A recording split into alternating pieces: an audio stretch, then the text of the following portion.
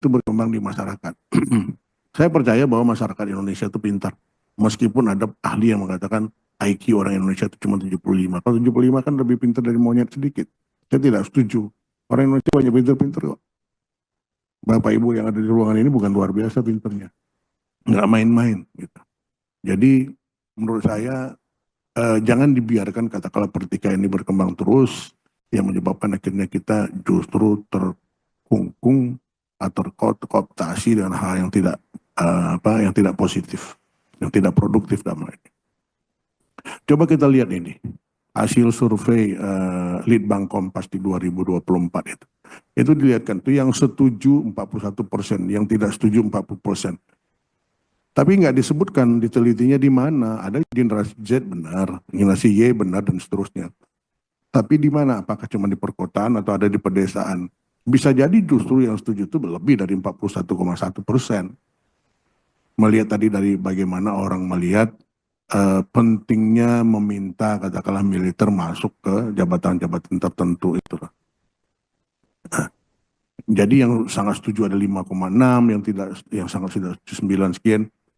Karena nggak lihat pangsa katakanlah pollingnya di mana, di perkotaan kah, di perdesaan kah, atau di kota pun mesti kategorinya metropolitan kah, atau barangkali di provinsi mana tidak.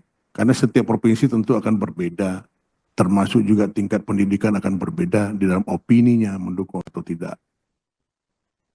Nah ini lihat contoh lagi, bagaimana menurut saya munafik juga kita. Kita katakan nggak setuju militer terlibat di dalam berbagai kehidupan sehari-hari, tapi orang-orang ormas-ormas berseragam ala militer.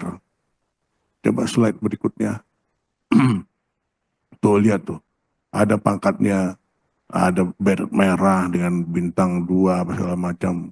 Orang-orang yang menjadi tentara memerlukan latihan yang nggak sebentar, mesti latihan dasar 4 tahun, kemudian ada pendidikan khusus lanjutan perwira 2 kali, Suslapa 1, Suslapa 2, ada sesko, ada juga Lemhanas bisa sampai ke situ. Ini mereka tiba-tiba dengan semua atribut itu bergolak militer. Tapi tiba-tiba ada muncul berita antagonis bahwa mereka nggak setuju militer ada di pemerintahan. Sementara mereka bermain di situ. Kalau saya personal berpikir orang-orang seperti ormas ini kita tumpah saja, nggak boleh berpakaian militer. Coba sama dengan orang ormas tiba-tiba menggunakan pakai katakanlah atribut dia sebagai anggota DPR, kan kita nggak terima. Orang DPR begitu susah melaksanakan kampanye berbagai katakanlah kegiatan, tiba-tiba mereka menggunakan atribut itu. Jadi menurut saya ini baru terjadi setelah reformasi kejadian begini. Terlalu bebas orang berbicara tentang demokrasi. Padahal di dalam demokrasi itu